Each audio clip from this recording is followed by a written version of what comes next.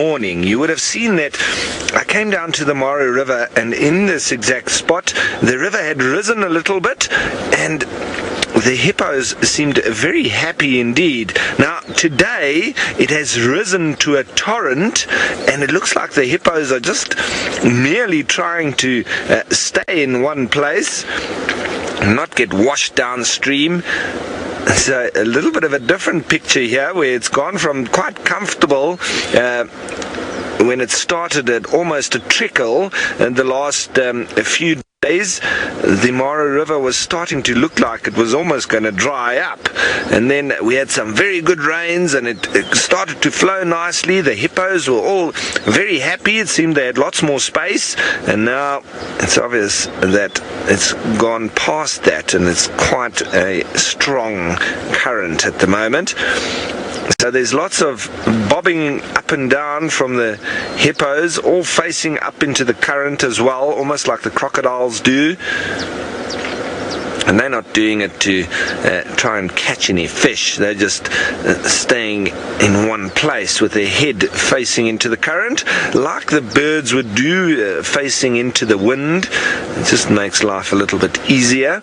But obviously there's a lot more dynamics going on within the water now at the moment. So the hippos have got a little bit more to deal with than if it was nice, tranquil waters. It's very dirty as well, the water, in terms of the colour. So they wouldn't be able to see anything.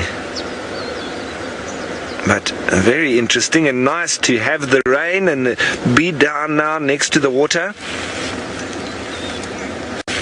Now, Erica, you want to know how long do hippos live?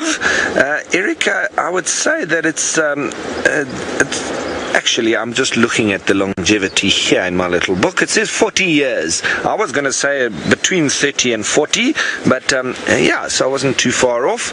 It is exactly 40 years. And some other interesting things, the males get up to about 2 tons, which is probably going towards 5,000 pounds, which is extremely heavy.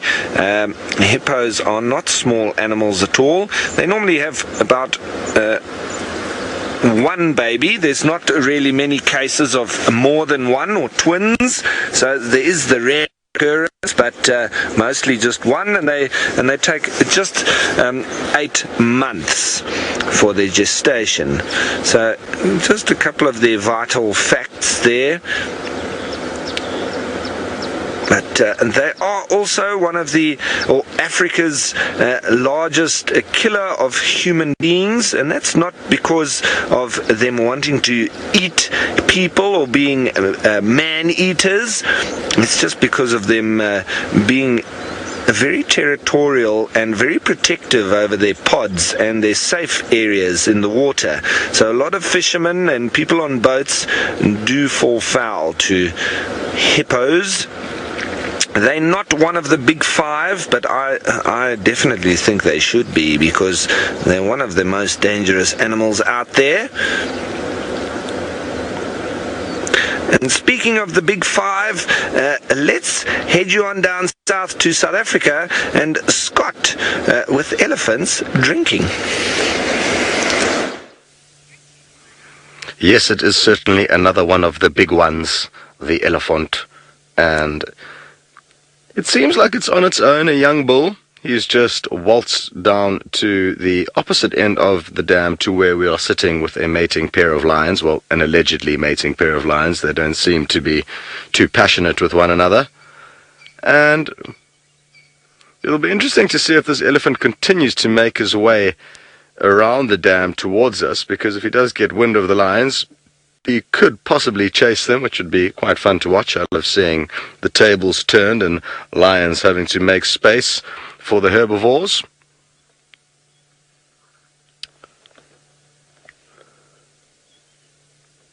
And I hope James does get lucky in managing to relocate Tundi and her youngster. He's busy trying his best to do that, so I'm not sure if you guys knew, but he did temporarily lose her moving through a thick area. Sounds like you had a wonderful sighting of those leopards, though. And I hope our lucky streak continues with the amount of time we are getting to spend with them. Oh, well, Donna, you have sent a remark through saying that you think this elephant has very long legs. I guess. I mean, I didn't notice that, but it could have slightly longer legs than normal. It's definitely not a big elephant. I mean, that is for certain. It's still quite short, and it's not even as big as a big cow will be when fully grown, so maybe that's why he still looks a little bit gangly on the legs. He hasn't filled out properly yet.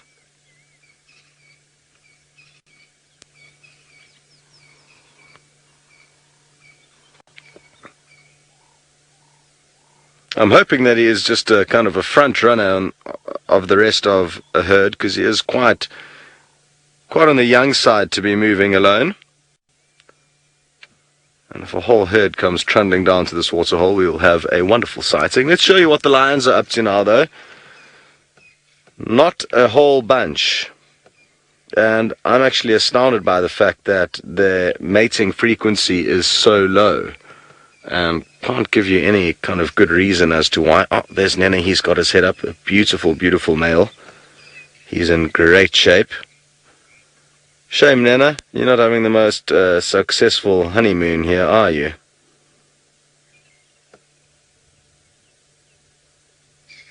I wonder if she would have preferred one of your coalition partners to you. Or simply, she's just not in full season yet. Not entirely ready for the mating, but they definitely have been mating. Yesterday we heard them mate. I didn't get to see it. I think Steve may have got to see it once. I'm not sure if you guys also got a view of it yesterday morning. And I know Noelle spent a whole bunch of time, almost the whole afternoon here with them yesterday, and even then I'm not too sure how much success she had with any sightings. But we're going to stay put in the hope that they prove us wrong and confirm that they are in fact making love, and send you back to Jamie up in the Masai Mara with some nest builders. Full news is that the pair of hammerkorps are at their nest site once again, and they are busy with the construction of what will ultimately be the biggest nest of any individual pair of birds. Now, because we are desperate to share this particular site with the rest of the world, what we're going to be doing is an unscheduled broadcast, so you can jump along with us, and we'll be joined by a wider audience on different platforms. So we'll be beginning that shortly. Now would be wonderful. And we'll be showing this to all concerned.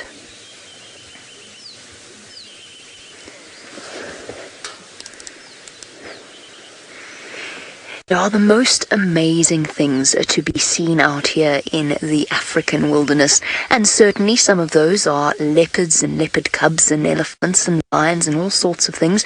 But now you're watching a pair of birds build their nest live from the Masai Mara in Kenya. And because this is 100% live, it means that you can send through questions and comments that you would like to ask about them. We've been watching this particular pair of birds build this nest over the past almost 2 months now. And it is a lesson in due diligence and absolute perfection when it comes to construction. Now, just a quick introduction as to where you are. As I said, you're in the Masai Mara of Kenya, and in one of the most beautiful spots out here, not the vast open plains, but next to a water source. My name is Jamie, and this morning Craig is on camera with me, and we're watching a pair of birds called a hammerkorp. Now, a hammerkorp is called a hammerkorp because it literally translates as hammerhead. And we've got a male and a female building a nest that will eventually be the largest nest of any individual pair of birds. When it is complete, it will be large enough for birds of prey or storks to nest on top of. So it's going to be an absolutely massive construction. But at the moment, the pair of them, look, here it comes with a stick, are working at establishing a base. Now, there we go. LJK, you want to know why they build such a big nest. It is just one of those evolutionary advantages. So different types of birds build different nests, and obviously each geared towards keeping predators out. Now, in the case of the hammerkorp, they build these massive nests that last for years and years, with a whole load of sort of what look like entrance tunnels but actually aren't. And it's a way of keeping their babies secret and safe, particularly in an area like this where there are massive storms. Look at that pile of grass and some twigs. Now, what's fascinating to watch is just how meticulous they are. Brookline, you say that is amazing. It is amazing. So there we go. We've got, I think it's the female in the front. She's got a slightly thinner bill than the male at the back. And they're working together and often, occasionally, seemingly at odds with each other. There goes the male. He's gone off to seek out new twigs and sticks, not going too far away. And the female's just making sure he's put everything in place properly. The male is over there in front of us. Now he's going to look for something to add. Now, Peter, yes, hammerkorps can mate for life. Now, a vast majority of bird species are monogamous, either seasonally, so in the breeding season. Look at him gathering up. He's so busy this morning, working really hard. Or they actually pair for life, and storks and birds of prey are a very good example. Beautiful, beautiful. Look at that. Backlit with his crest raised up. The female's obviously gone to find more stuff. Let's go and watch how he positions. See how he's looking around, looking for the perfect possible spot. Here we go. Will that do? Oh, no, not quite right. Okay, well, that leaf can stay there. Oh, should it go there? No, maybe not. Where's the best? Maybe back here. No, it's just got to be, that's the perfect place. It's just got to be tucked in really carefully. But that piece of grass is now wrong. Oh, dear, now that stick is gone. Now, interestingly enough, Francis, and we're looking at the marvel of this construction. Last night, it poured with rain. And you want to know if this nest will fill with rain. It certainly probably has a little bit of water at the base of it, but hopefully it still has a couple of holes and gaps where the water can drain away.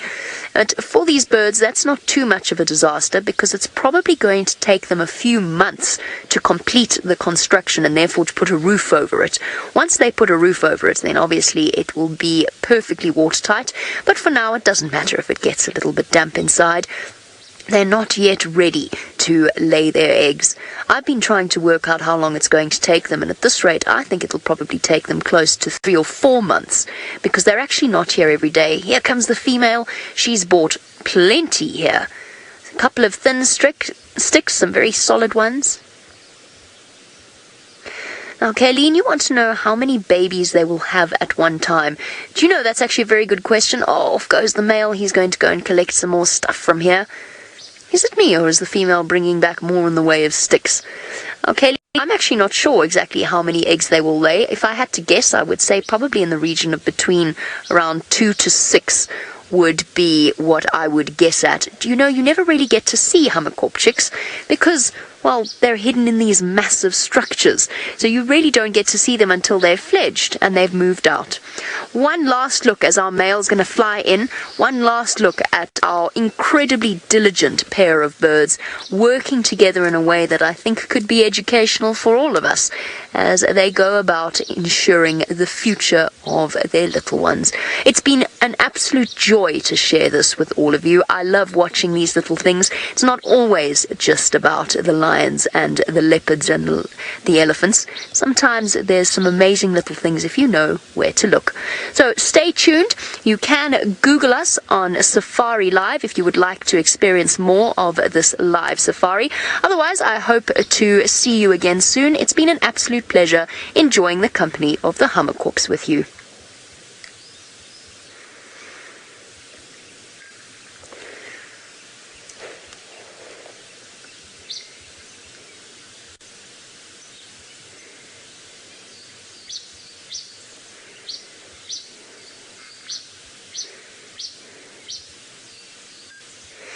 There we go. So we've got to share that with a wider world, which is an absolute pleasure. And of course, I said it's about the small things, but that doesn't mean we neglect the big things either. Let's jump back across to Scott and enjoy some of the biggest possible animals you might see on safari. Yes, they are the biggest animal you will see on safari. Well done, Jamie. It sounds like you had a wonderful sighting with the hammerkops there. As we are having a wonderful sighting with not one but two elephants. This bigger bull has just joined the scene. And as I did mention when we initially saw the younger bull, seemed a bit strange that such a small bull is in the background was on his own, but he's not. He is with a bigger, older bull, and isn't the bigger one quite majestic? I love it when elephants kind of play with the water and just squirt it out their trunk and have a little bit to drink and blow the rest out. Are you going for a swim? No? And you'll be glad to know it seems like these are not the only elephants we are going to see here. There's another one coming trundling in towards the water. I'm not too sure if this is another young bull or possibly a herd that could be making their way down here. Looks like another young boy. And watch how he almost looks like he'll get a speed wobble as he comes down this hill. Oh, no, quite the opposite. He stopped. What are you waiting for? You were moving so quickly. I wonder if he can't smell some lions. You saw him holding up his trunk there. Maybe it's just that they're smelling one another and working out what's what. That seems to be the case. Zach, you would like to know who would win in a fight between an elephant and a hippo. Well, if it's a big elephant bull, I would put my money on the elephant. But elephants and hippos fighting is not something that happens very often. And I actually don't know of any personal stories and or videos that I would have seen on hippos and elephants fighting. I think very often hippos would give way to elephants simply because they're probably double the size. A big elephant bull versus a hippo. One thing that I'd really love to see, and we see very seldomly, is any animals fighting really, but to see two big elephant bulls having a big clash over a lady would be an incredible scene to witness. The ultimate heavyweight showdown.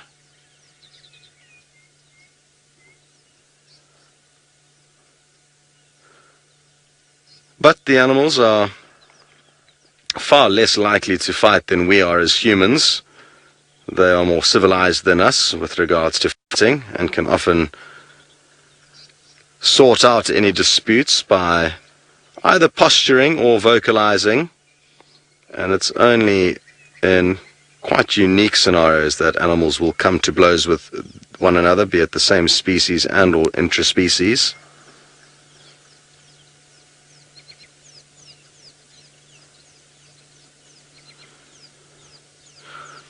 Now, why are you resting your trunk so delicately there? Is it just because you're in a kind of relaxed mood? Are you trying to sniff out the cleanest, freshest water? I wonder. What I do know is that elephants are very fussy when it comes to drinking, and if they do have a choice, they will always find the freshest possible water. They can be a nightmare for camps because they often rip out water inlet pipes that feed camps with their water.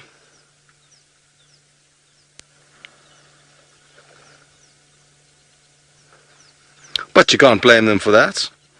If I was a big elephant, I'd do exactly the same thing.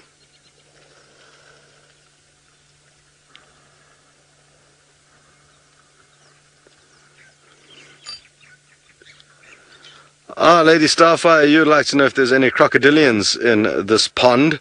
And no, not that we are aware of. There was one that used to live here for a couple of months. But I think most of the waterholes are too low or have been too low over the last couple of years. And I'm guessing most of the crocodiles have headed towards more stable water sources, probably in the form of the Sand River. But they do move. So one could pop into this waterhole on any day, and that is one of the reasons why you do need to be super, super cautious when considering taking a swim in any body of water in Africa, because even if you assume that there's no crocodile, and there's been no crocodile there for a long time. It's not to say one hasn't arrived, and it's not also to say that one hasn't been hiding from us. They can be very stealthy, sneaky beasts. Let's have a quick look at the geese. They're just on the bank there. Look at all the little goslings. And the adults are letting off their kind of warning call because the one elephant got a little bit too close to them. Now, will this elephant chase them? There's a chance it will. Sometimes young Eddie bulls can be quite the bullies. Are you going to go for it? No. It seems like you're going to not give the geese a hard time this morning. Wonderful. Well, we're going to stay put. I think a few more elephants are also slowly making their way here, so we will call you back as and when they arrive. But for now, we are going to send you back to Noel, who's still on foot.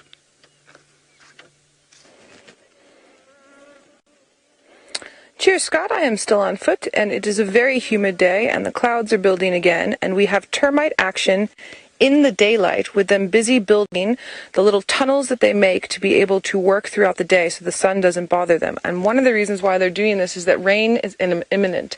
You start seeing more termite activity like this, as well as ant activity when they feel like it's going to rain.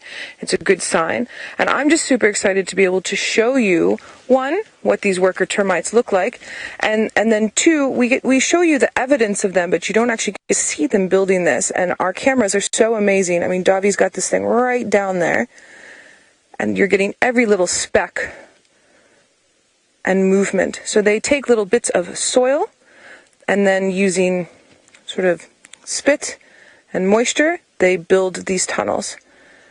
And each one comes out with a little bit of soil, does his part, goes back in, comes out, does his part, and they're busy emptying out the inside there.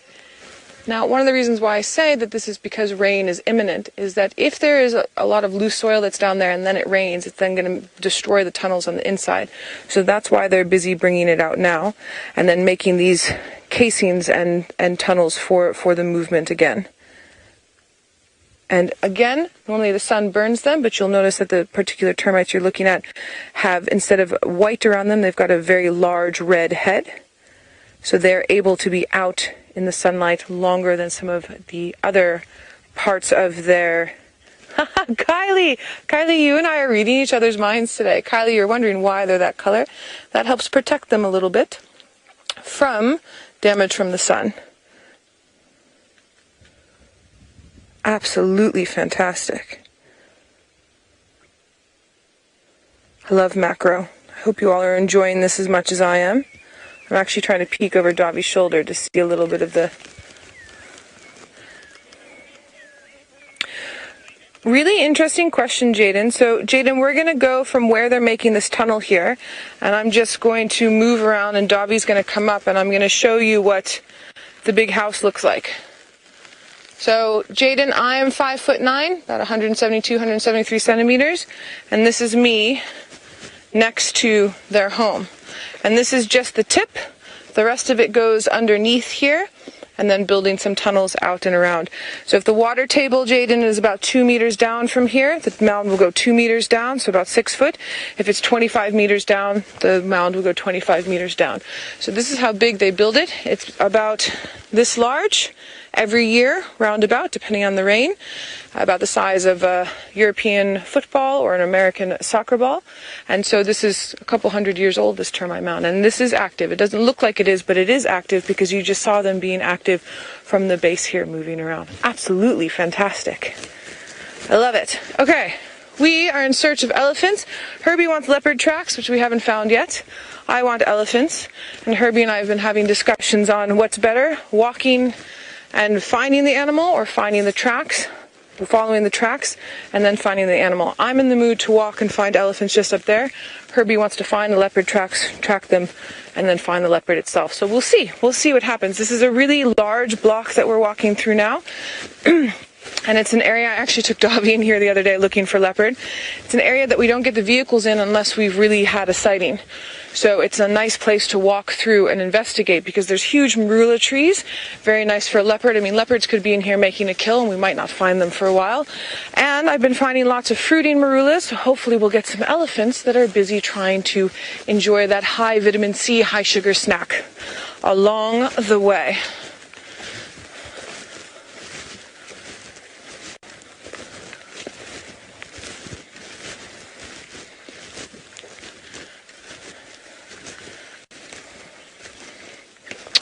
Ravi, good question. You're wondering which animals feed on termites.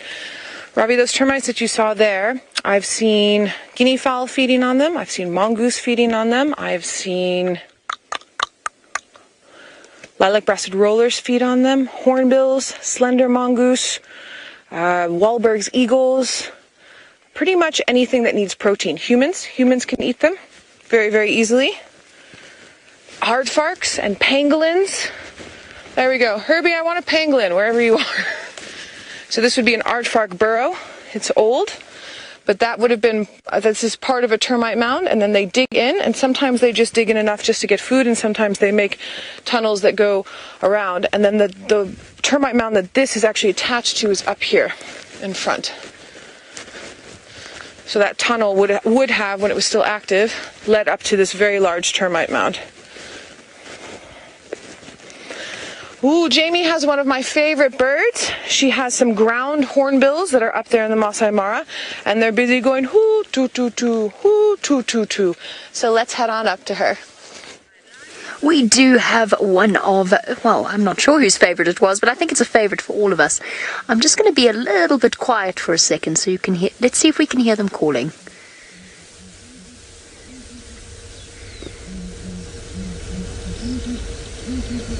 Can you hear that, or is it a bit soft? Great. So cool. Male on the left initiating, and the female on the right answering him. And then a youngster off far to the right. Looking a little, wow, a little scrappy. Not that young, actually. It's got its full adult coloring at this point. Oh, it's such a stunning sound.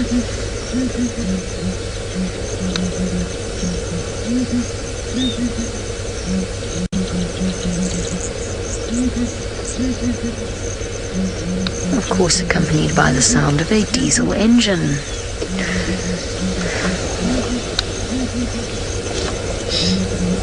Look at the resonation in that sort of bulky pouch underneath their bills. You can actually see it expanding as they call.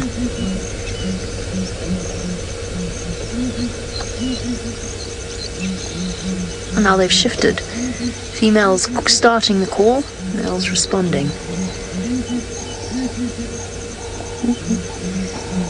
I've spoken about this before, but the sound of the ground hornbill, the southern ground hornbill, reminds me of something very primitive.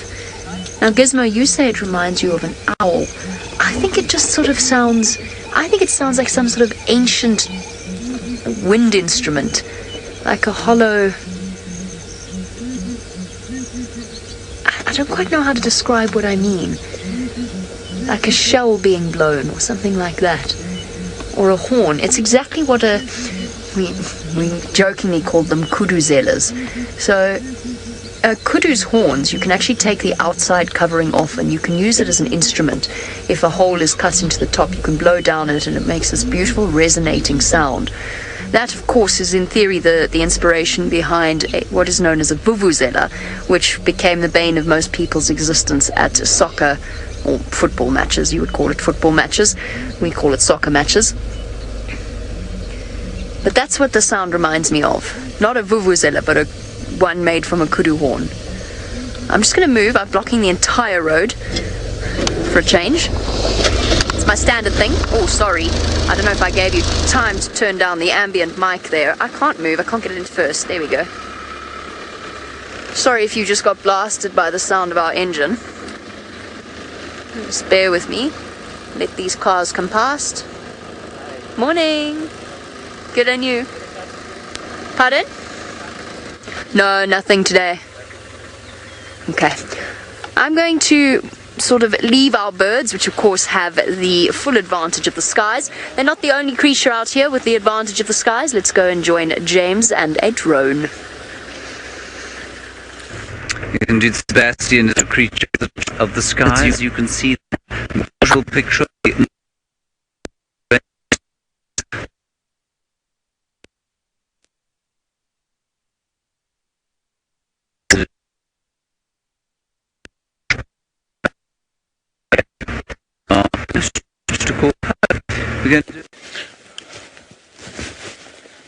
So sorry about that crash cut. It does happen, technical difficulties, because we are live. So you're back with me in South Africa, and Herbie found some leopard tracks, but they're very old. He's saying he wins. I said that's not the point of the game. I've also found some very old pathways of elephants, so I can't decide who wins then.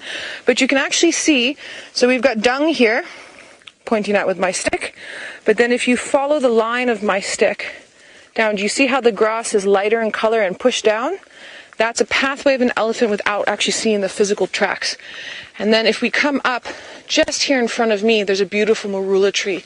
We've got a marula tree here, and then just to the left, another marula tree. They're growing between 80 meters and 200 meters from each other. So these elephants are basically walking and going from, you can actually we'll follow this pathway, even though it's old, but you can see it. Follow the steps to the elephant just here on the side. And they're coming right up to the base of this marula tree. And then you can see it's flattened down a little bit around the base of the marula tree. They were checking for fruits. This marula tree doesn't have fruits.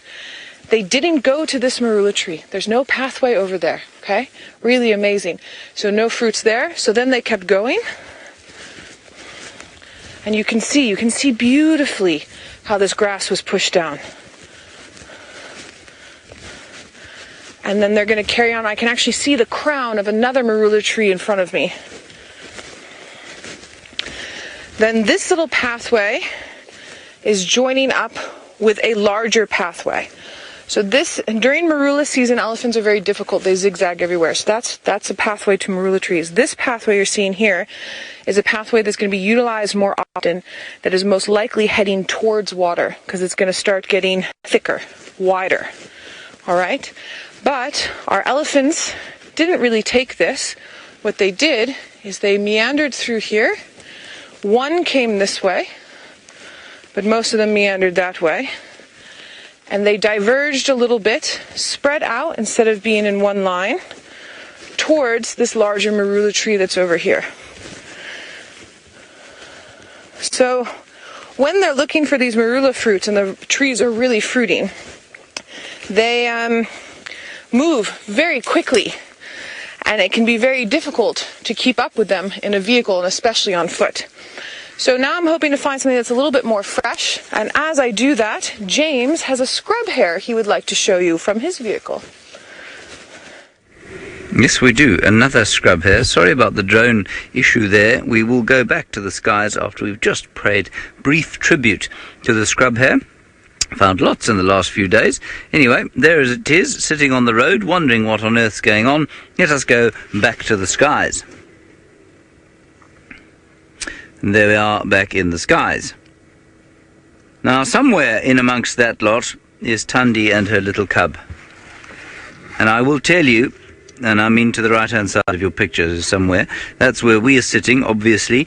There was an almighty fight last night between some buffalo and the Nkuhuma Pride. All of their tracks, huge fight, just to the right of where we are there.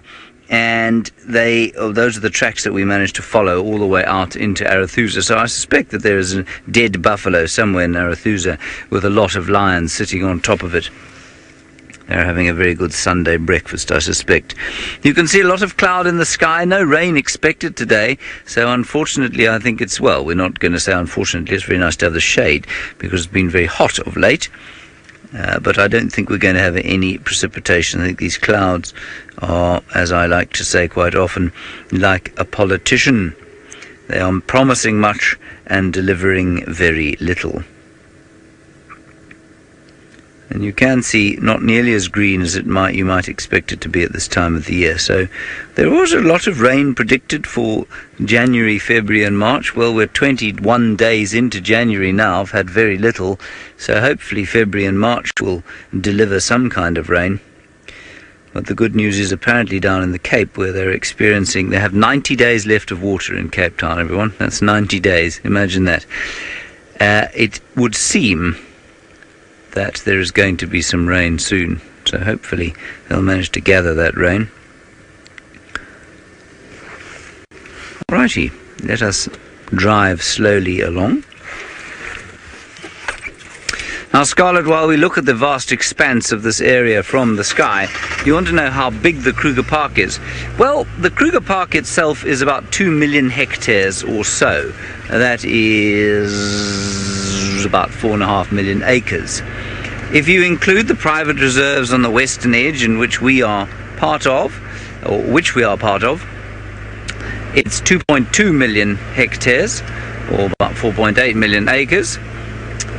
Or if we think of the Greater Limpopo Transfrontier Park, we're looking at 8.5 million acres, which is 4.5 million hectares, and that extends into Zimbabwe and Mozambique. All right, let's go straight back up to Buffelshoek Dam, not far from here, where something else is quite thirsty.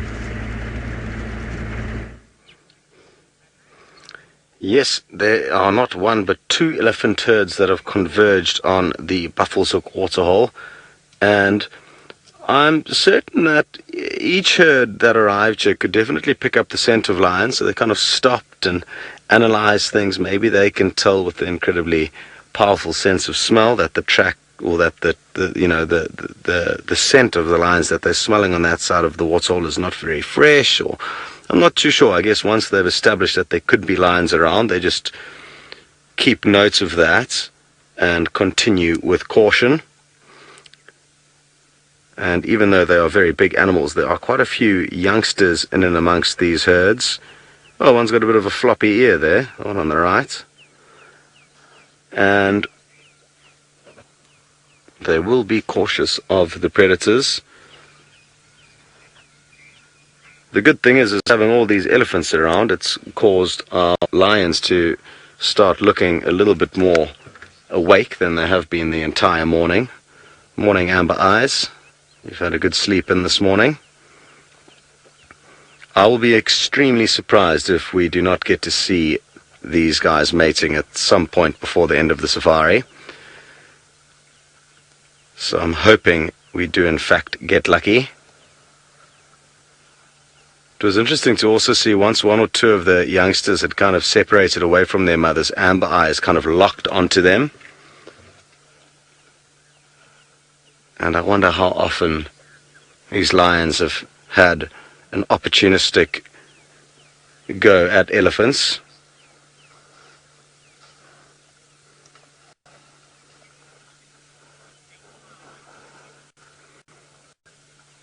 And a lot of you are commenting on the fact that we are being blessed with a lot of elephants this morning. We certainly are, and they kind of just keep streaming in.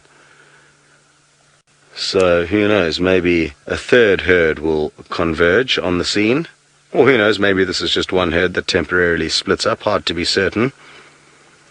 That little youngster there that you can see is the one that Amber Eyes was eyeing out when she strayed a little bit away from her mother.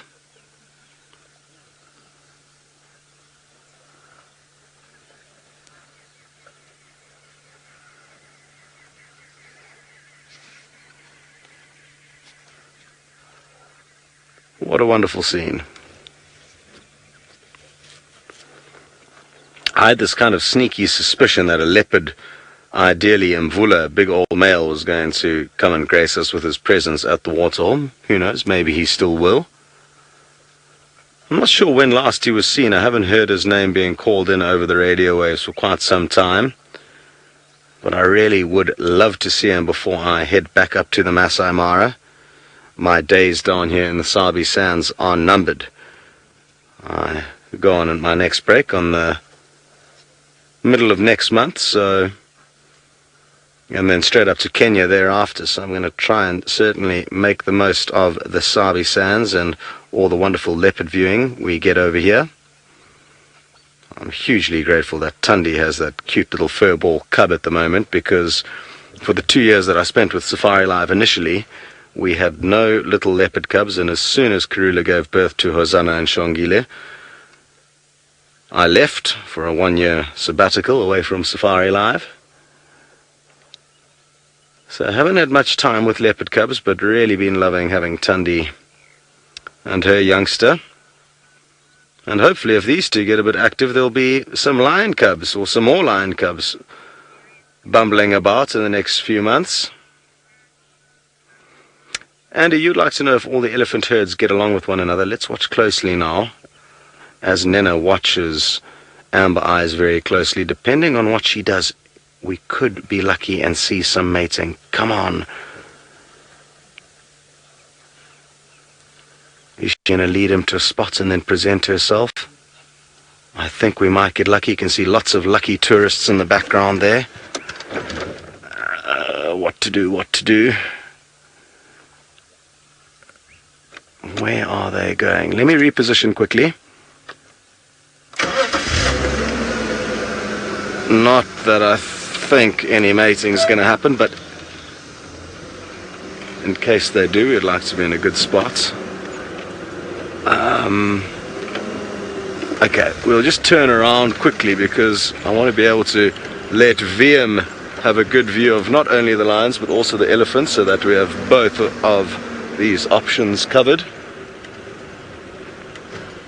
They're looking quite intently at them, almost like they're planning a little bit of an ambush. I doubt that is in fact going to be the case.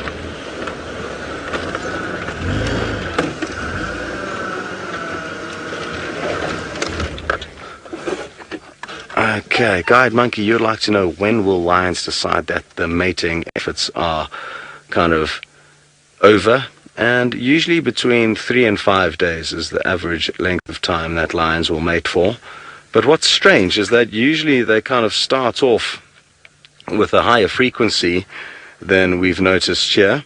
We were with Amber Eyes alone the day before she was found with this big male, and it just seems like something's not it's not the normal kind of mating that we would expect to see. So not entirely sure what is going on here and why they aren't mating more frequently. Usually not only is the frequency of the mating higher in the beginning, but it's also quite a lot more vocal, and there's a little bit more growling and snarling in the initial days, and it tends to all kind of peter out towards the end. Okay, because these guys aren't doing much, I also have just noticed there's a young baby Elliot that's kind of trying to swim around in amongst the legs of some of the bigger adults there. So let's see if we can work out where it is and what it's up to. Tiny youngsters will also battle to use their trunks, so they'll actually put their mouth into the water to drink. They won't suck water up with their trunk. You can see it's having a jolly good time there. And you can see what I mean, by the way. They don't have perfect control over their trunk. It's just kind of flaying it around from side to side. Wonderful.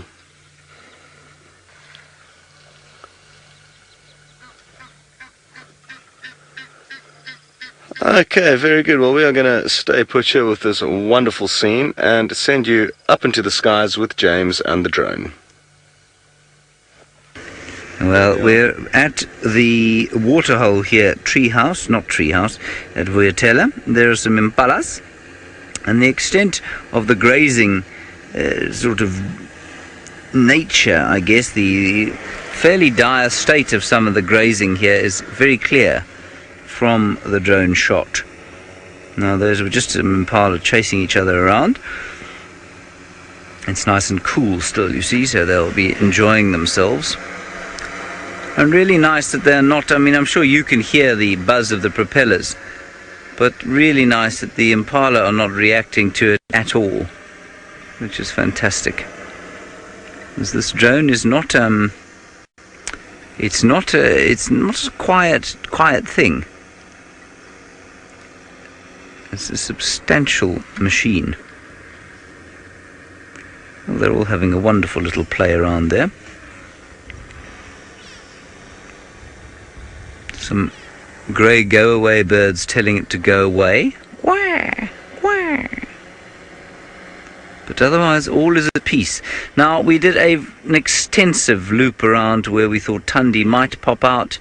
I possibly made a mistake. In fact, I definitely made a mistake by not following her into that thicket that she walked into, because it actually cleared quite nicely behind it. And I don't know if she went to ground inside or what's happened, but I'm afraid she's disappeared, probably for the rest of the morning. We will do one more little turn past there for the day, but I do apologize for that. Tim, you say this is awesome. It is, isn't it? It really just adds a massively impressive dynamic, I think, to our safaris. The aerial view gives a totally different perspective, obviously. I mean, it sounds like a really stupid thing to say, but it really does give you I think, an excellent overall perspective of what's going on, especially from a climate and overall ecology point of view. You can see the game paths, you can see the lack of water, you can see the gaps between the grasses, and as I say quite often, if you look at that picture that you're looking at now, and you can see the bare ground between the grass plants, if you were to fly this drone straight over the Mara, for example, you wouldn't see anything like those gaps between the grasses. The soil there that much more fertile, and the grasses therefore that much closer together. It supports a vastly larger or a vastly greater biomass of grass compared with here, but it doesn't support anything like the number of trees that we have in this area. Well, the impala seems to have got itself stuck into a bit of a thicket as it eats guarri bushes, which is a strange thing for an impala to be eating. Anyway, let's ask Seb to go a little bit further to the south now, if he wouldn't mind. Okay. Seb, how high are we? Arla Ramua would like to know. 40 meters high. We're 40 meters high, so about 130 feet or so. And the limit is we're only allowed to go 120 meters up, correct? Yes. Which is about 380 or so feet. The drone itself can go a lot higher than that, but we're not allowed to take it any higher than that. And Seb is a very law-abiding drone pilot, aren't you, Seb? Mm-hmm. Yes. I have to be. You have to be. Exactly. They will take it up to its height now, the full height. Actually, no. No, we need to land. We're running out of battery. Okay, bring it down, Seb. We're just coming. Seb's just operating both the camera and the drone. Why don't you bring it down in front of us? Seb will now bring it down in front of us, and you can see his immense skill. Hopefully it won't land on my head and chop off my ears. That wouldn't be nice. He's, we want to get his attention at all at the moment. He's very calm. You can see completely calm. He's going to come into the picture now. There it is. There we are. Little landing gear is down. He's pretty good, isn't he? I think that's very impressive. Well done. Okay, while we pick it up, we're going to go back across to Noel, who is with a tree.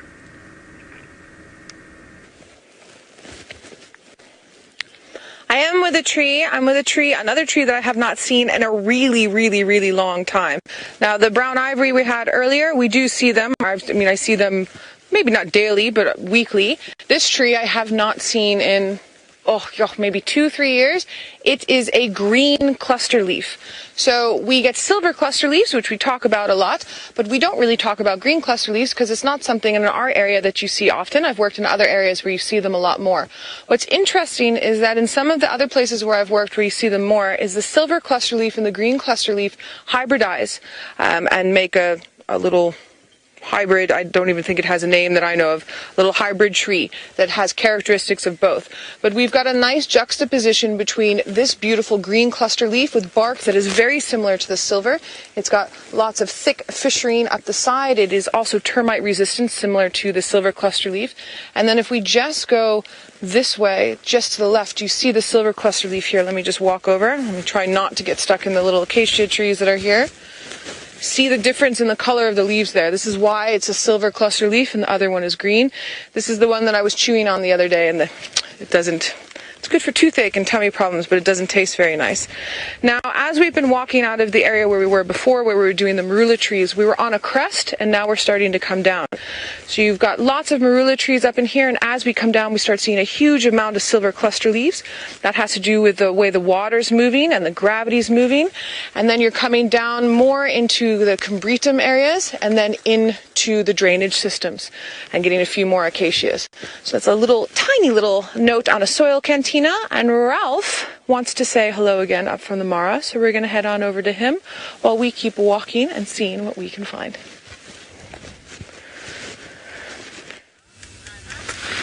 Thanks, Noel. And yes, everybody, it's been a little bit of a quiet or tough morning for me on my side, because we're sticking to the main roads after we left the hyena den, just because of the real wetness of what's happening here in the Mara Triangle. So we haven't come across anything too amazing, but we've managed to find ourselves some nice elephants and a little breeding herd, nice and near to the main road, where we're out of getting stuck zones. So we're all right for now, but we won't be following these elephants as they disappear off into or towards that foresty area, and very boggy and marshy down there as well. But there's a couple of very young elephants as well. That one, not too young, it's probably a little bit over a year's age.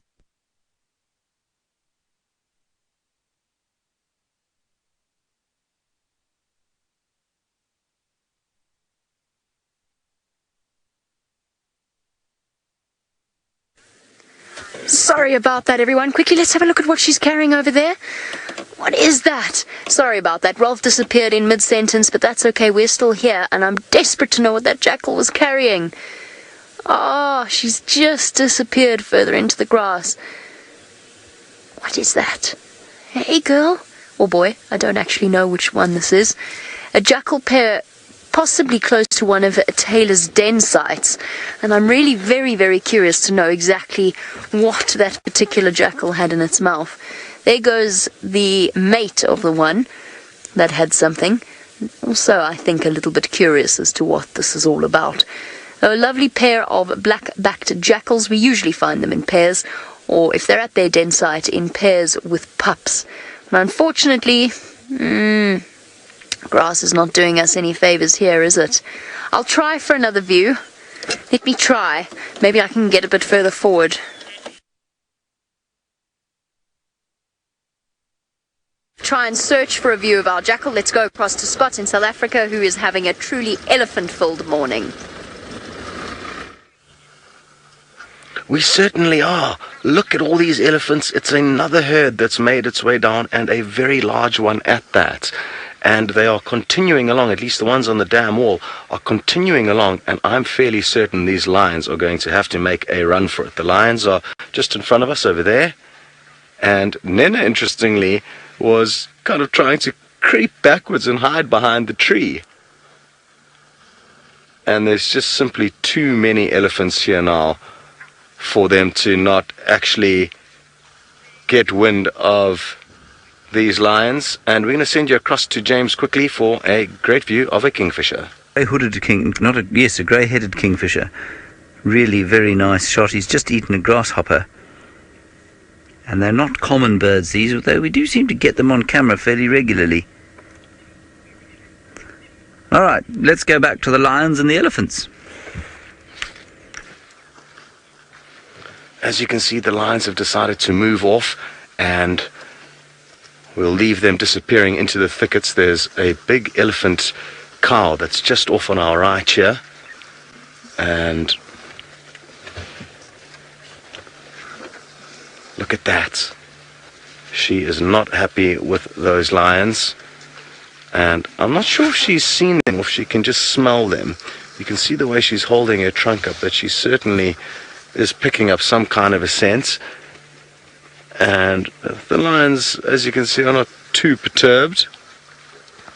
They've just needed to kind of disappear a short distance into the thickets. We'll leave them be. I'm going to do a quick head count on these elephants. 2, 4, 6, 8, 10, 12, 14, 16, 18, 20, 22, 24, 26, 28, 30, 32, 34, 41. 41 elephants have just graced us with their presence, rather. And it's interesting that all the other herds that came into this area all drank on the opposite side of the dam, and all of the elephants have been approaching from the same side, yet these guys all came charging straight over here. Awesome, awesome stuff. Now I wonder where all these elephants are coming from. It's like we're on the Elephant's Highway today. Alana, you'd like to know if it's dangerous to be in between the elephants and the lions.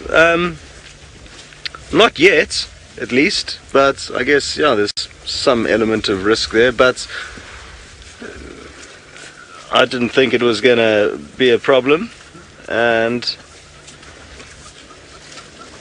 I guess the tricky thing is that you never know what the animals are going to do. We didn't know which way the lions were going to move or what the elephants were going to do, so not too concerned for the time being. And the elephants know full well that we are not lions. We are something very different to that, so I don't think they're going to exactly trample us whilst trying to get to the lions. If they did in fact want to chase them, they'd probably simply just move around us. It's fascinating. These lions are probably only about 20 meters away from the elephants at a maximum. And they know full well if they just remain in those thickets, they probably will go undetected.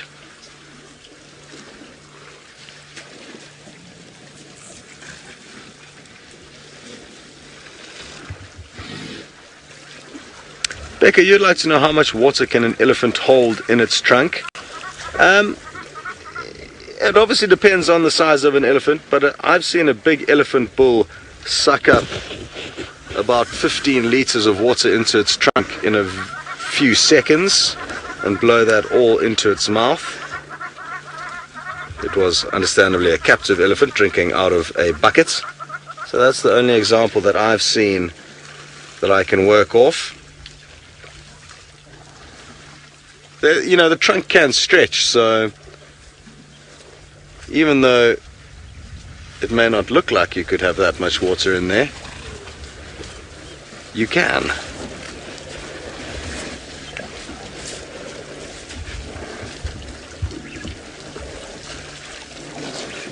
It would be wonderful if we could measure how much the accumulated herd here of all 41 elephants, how much water they would drink in the sitting. Now, these impala who've just come onto the scene need to be cautious, because even though these lions are theoretically focusing on mating, which they haven't shown us this morning, they could well try and snipe an easy meal if it presents itself to them. Thankfully, the impala that are coming down to the water's edge are on the opposite side of a little kind of spout of water. That means the lions are not in a fortunate position right now, and I don't think they would try any moves with all these elephants about. But it's all happening here.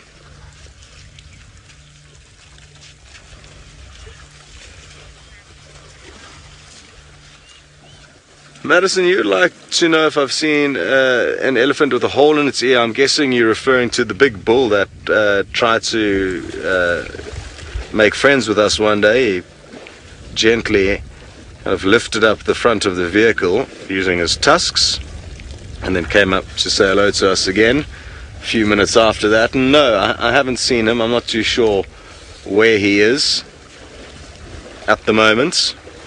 Look at that trunk. Interesting. Well, he was seen fairly recently in and around Djuma, I'm told by Kirsty, so he is still around in the general area, and it would be wonderful to bump into him again. Oh, now all of a sudden the elephants have all decided it's time to move off. I wonder which one of them gave the command. Absolutely awesome. They're just streaming past us very close by. Magical, magical stuff. Good, we're going to send you off to James, who's found another grey beast, just not quite as big as this.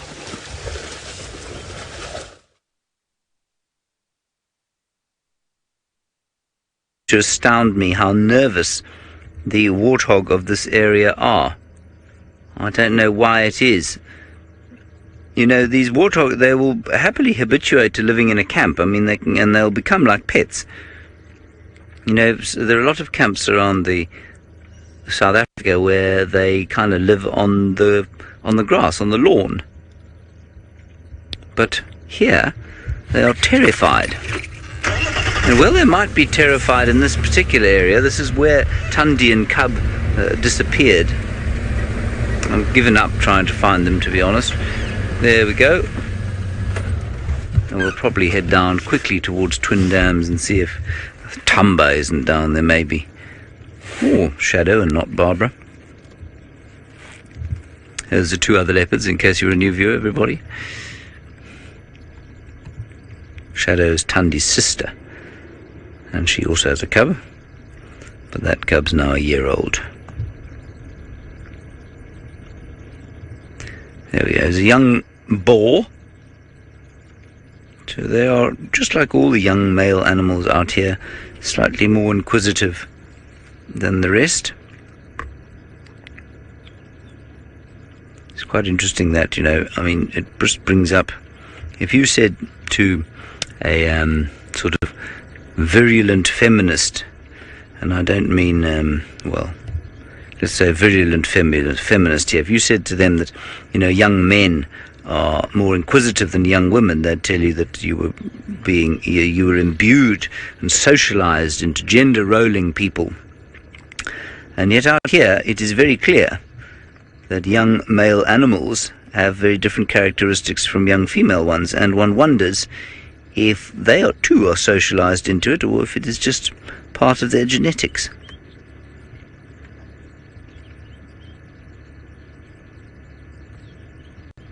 This is the sort of subject one could get oneself into very hot water discussing. Spectra Scully, you say such a strange looking face. Yes, they are odd, aren't they? I mean, those warts obviously there to try and help them protect themselves when they have fights with each other. That's apparently what they're there for. They'll protect the eyes from the slashing tusks of a rival boar. But they're superbly designed for what they're used.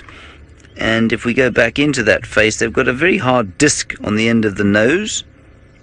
There you can see perfectly angled down towards the ground, and that hard disc helps them to dig out the rhizomes and roots that they like to eat.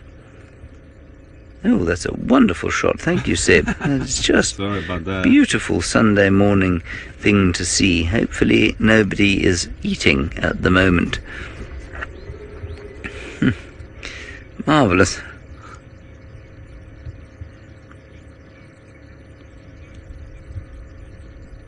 This is one of the best warthog sightings I've had for a long time. Anyway, we're going to head back up to the Mara, where the elephants, I believe, are not drinking so much as engaging in something my mother will be doing today, and that is gardening.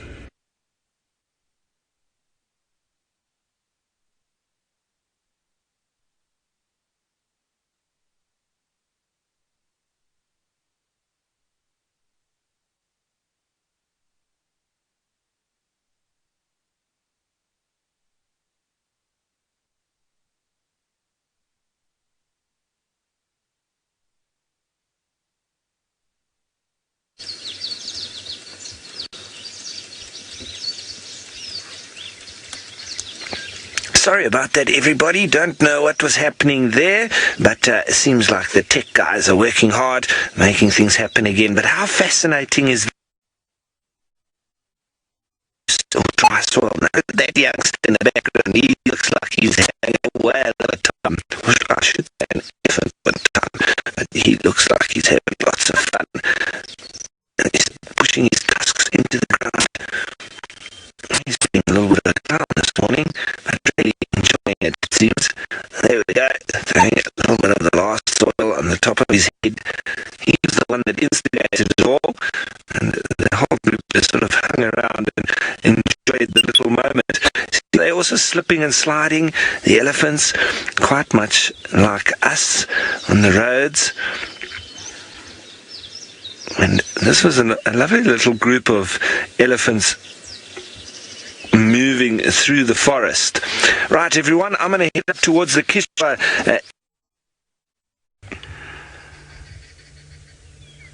It's looking a little bit bedraggled, this guy. Its feathers aren't in the best shape.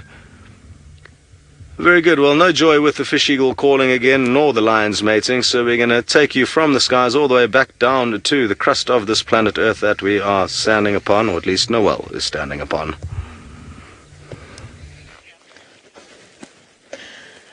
Thanks for coming across planet Earth to me, Scott. I enjoyed that. We have a really cool track to show you.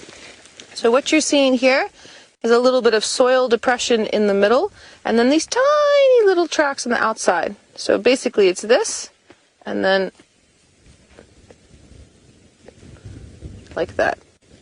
This comes from a toktoki, or a Tenebronidae beetle. They're called a toktoki because they've got a fused carapace on the back that's the fused, instead of being able to fly, everything's fused. And they walk along, and they drag their abdomen, and then when they want to look for a lady, they go tap, tap, tap, tap, tap, tap, like Morse code, and then carry on. My favorite thing about this beetle has to do with our northwest coast in South Africa, up into Namibia, where the Namib Desert is. So the fog that comes in off the cold Atlantic Ocean rolls over that edge of the Namib Desert for about 100 kilometers. It's quite far. And that's where a lot of the moisture for those plants in that extremely arid area, that's where the moisture comes from.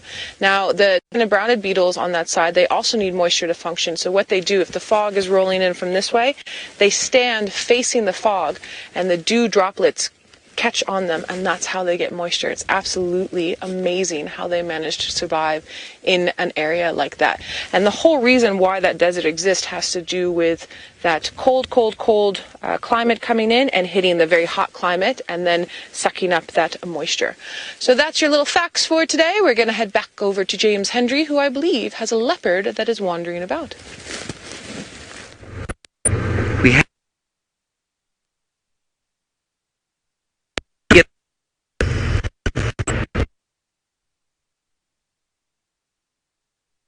everybody else, it should now, it's Hosana.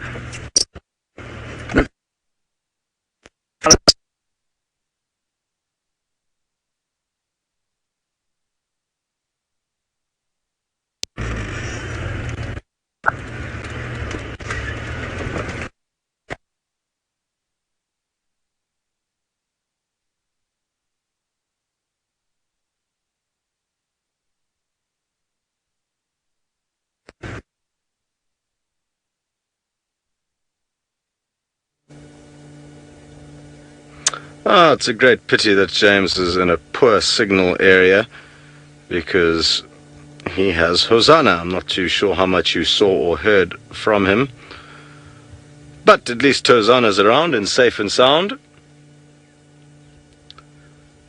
So we are sitting it out for the last couple of minutes here, one last ditch effort, in the hope that Amber Eyes gives in to poor old Nene here.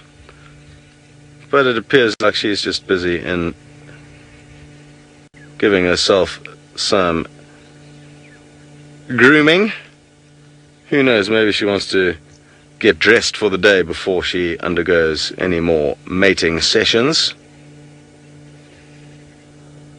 But we're definitely going to keep a close eye on these two. It'll be interesting to see if this evening they haven't got into more of a swing of things, or maybe it's just that Amber Eyes likes mating after dark. I mean, that is a possibility. Maybe they had a very busy night, while we were sleeping. Look at those claws sticking out there. Whew. Giving herself a little bit of a comb. Is that a tiny little bit of blood there on her neck? It looks like it could be. Maybe she's just popped a tick. Maybe, I think that's what's just happened there. Okay, very good. James has got some signal, I think, hopefully, so we're going to race you back there. Wonderful. The last scene that you will see today is Hosana relieving himself underneath a tree. Anyway, wonderful to have him here. Back on Djuma, if you can believe it. He was, of course, on Chitwa, or spent a long time on Chitwa, and I don't know when his last foray onto Djuma was. I don't think it was that recent. Anyway, lovely to have him here with us. Hopefully he's heading towards Treehouse Dam, somewhere around there. Let me get my fat head out of the way. Now we've got 30 seconds left to enjoy him. I hope that this signal maintains. It should do. Anyway, everyone, thank you very much for joining us on our marvellous drive today. We enjoy it very much. Had 3 leopards. Huge thanks to all participants, but mostly, of course, to all of you who have done a sterling job keeping the conversation flowing. We'll see you later this afternoon at 1600 hours. Bye-bye.